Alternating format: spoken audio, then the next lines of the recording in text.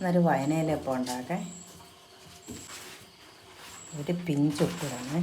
തേങ്ങ, മുന്തിരി, പഴം,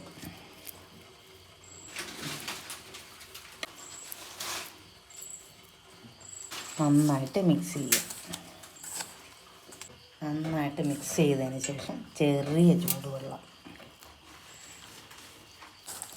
നമ്മൾ പഴവും തേങ്ങയും ശർക്കരയൊക്കെ ഇട്ട് ഞെടുമ്പോൾ നമ്മളൊരു കുറച്ച് വെള്ളം മാത്രമേ ഒഴിക്കാവുള്ളൂ.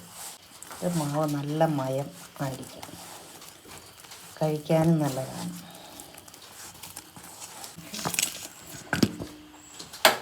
മാവ് നല്ല മയമായി, കണ്ട നല്ല സോഫ്റ്റായി.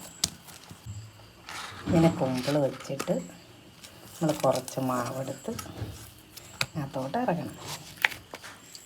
കണ്ട, എന്നിട്ട് ഇതിൻ്റെ തല പിടിച്ച് ഇതിൻ്റെ അകത്തോട്ട് ഇറക്കാം. കണ്ട,